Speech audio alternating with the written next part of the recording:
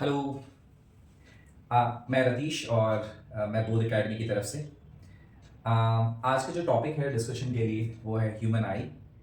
और ये जो आंखें हैं इनकी वजह से ही आप इस दुनिया को देख पाते हैं।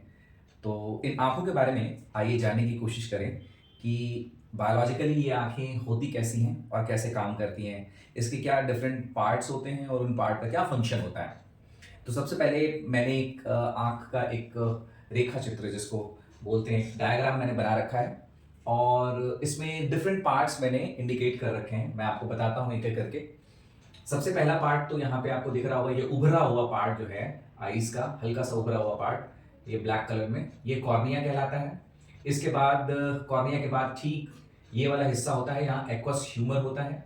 एक्वस ह्यूमर के बाद आता है प्यूपिल, जो आप ब्लैक कलर का देख रहे हैं, छोटा सा पार्ट प्यूपिल होता है। ये प्यूपिल और इसके साथ में जुड़ा हुआ ये आइरिस होता है, आइरिस के साथ में ये प्यूपिल जुड़ा होता है। इसके साथ कन्वेक्स लेंस होता है, सिलियरी मसल्स होती हैं, फिर ये रेटिना जो आप देख रहे हैं, रेड रेड पार्ट यहाँ पर रेटिना।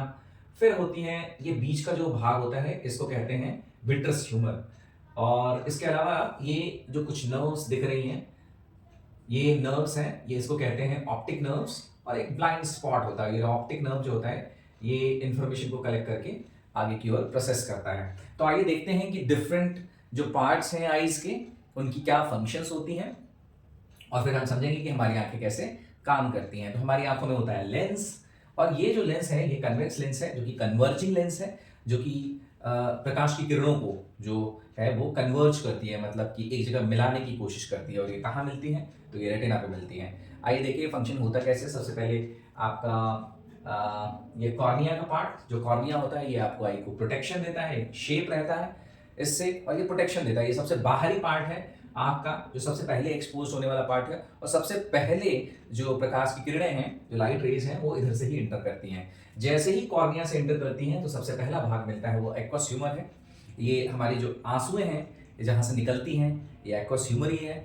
और जो हमारे आई में लुब्रिकेंट का जो काम करता है, या आप कह लें कि थोड़ा मॉइस्चर देता है आईज को, जिससे हमारी पपनियाँ, जिससे हमारी आईलिड्स बंद होती हैं और खुलती हैं बड़ी आसानी से, वो एक्वस ह्यूमर की वजह से ही है। ये लुब्रिकेंट का काम करता है। इसके बाद आप देखेंगे ये आइरिस है, और आइरिस के साथ लगा हुआ ये प्यूपिल है।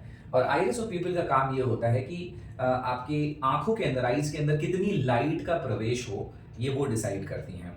तो अब इसमें आइरिस और प्यूपिल दोनों का क्या काम है? तो आइरिस जो आपने देखा होगा, आइज की जो पुतलियां होती हैं, कलरफुल पुतलियां, किसी की नीली होती हैं, किसी की ब्लैक होती हैं, कभी कभी ये नीली सफ़ेद भी होती है कुछ पुतलियां।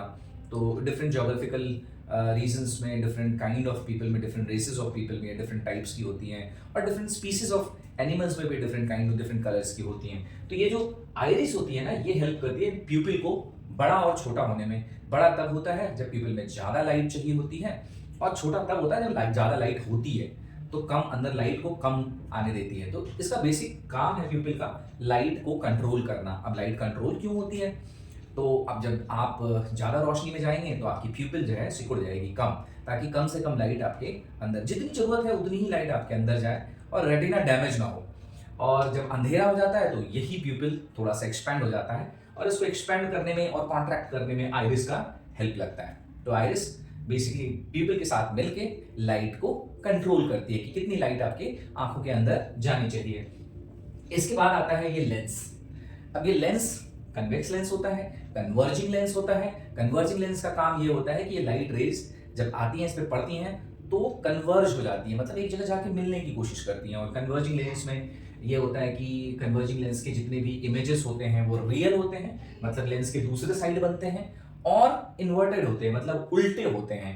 हाँ, तो उल्टे होने का मतलब ये है कि ये इमेज जो रेटिना है, इस रेटिना पे ही इमेज बनती है। रेटिना समझ लीजिए कि एक पिक्चर हॉल का पर्दा है जिसपे कोई भी इमेज डाली जाती है तो आप उसको देखते हैं, वैसे ये रेटिना है, इस पे सारी इमेजेस बनती हैं, और ये सारी इमेजेस जो होती हैं इन्वर्टेड होती हैं, उल्टी होती हैं। ये क्या कह रहा हूं मैं?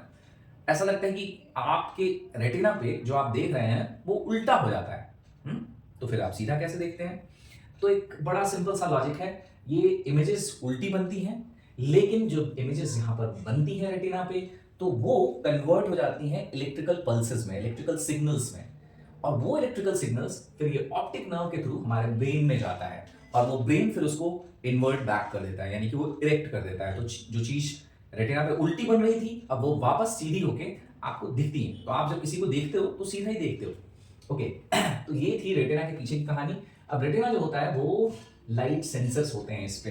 अगर इस पे ज़्यादा लाइट पड़ जाए तो रेटिना आपकी डैमेज हो सकती है। इसीलिए जब कभी भी आपको सलाह दी जाती है धूप में जाएं तो धूप के चश्मे लगाएं, इससे रेटिना पे ज़्यादा से ज़्यादा रोशनी ना पड़े और ये डैमेज ना हो, और धूप को सीधा देखने से बचें। ऐसा भी कहा जाता है, ऐसा इसलिए कहा जाता है कि रेटिना पे कम से कम लाइट पड़े, जितनी ज़रूरत हो उतनी डालिए, ज़्यादा डालेंगे ज़्यादा लाइट से एक्सपोज होती है तो रेटिना डैमेज हो सकती है। हाँ, तो ये रही रेटिना को ठीक रखने वाली बात। और अब हम आते हैं ये बीच का जो पार्ट है ना, ये विट्रस ह्यूमर है। ये विट्रस ह्यूमर करता क्या है बेसिकली, ये विट्रस ह्यूमर इसको स्ट्रक्चर देता है आईज को, और इसको संभाल के रखता है, स्ट्रक्चर देता है। अगर विट्रस ह्यूमर ना हो तो आईज जो है कोलैप्स कर जाएंगी, इसलिए विट्रस ह्यूमर का बहुत बड़ा काम होता है यहाँ पर। तो विट्रस ह्यूमर का ऑब्वियसली ये एयर के मुकाबले इसकी जो डेंसिटी है वो ज़्यादा है, तो उसकी रिफ्रैक्टिव इंडेक्स भी ज़्यादा होती है। अब मैं उसमें नहीं जा रहा रिफ्रैक्टिव इंडेक्स में, बट ये भी हेल्प करती है लाइट को थोड़ा कन्वर्ज करने में। इसके अलावा ये सीलियरी मसल्स है, अब आप देख रहे हैं ये जो लेंस है ये लेंस फिक्स नहीं होता, ये लेंस पतला भी हो सकता है और मोटा भी हो सकता है, राइट, थिक एंड थिन भी हो सकता है। अब ये करता कौन है, तो इसको सीलियरी मसल्स करता है। और ये थिक एंड थिन होने की वजह क्या है, तो देखिए जब कोई चीज़ आपके बिल्कुल पास में लाई जाती है ना, तो आपको उसको देखने के लिए थोड़ा सा जोर लगाना पड़ता है। तब आप जब आप उसको देखने की कोशिश करते हैं तो लेंस की फोकल लेंथ जो होती है ना वो कम होनी चाहिए, यानी कि लेंस थोड़ा मोटा हो जाना चाहिए। अब मोटा हो जाने से क्या होता है कि जो ऑब्जेक्ट आपके पास में भी रखी हो उसकी इमेज भी रेटिना पे बन जाती है। नहीं तो क्या होगा, अगर ये सिलेरी मसल्स ठीक से काम नहीं करेगा तो ये अगर मोटा नहीं हो पाया पास की ऑब्जेक्ट्स के लिए तो फोकल लेंथ कम नहीं होगा और इसकी जो भी इमेज बनेगी वो रेटिना के पीछे बन जाएगी, तो आपको फिर ब्लर दिखेगा।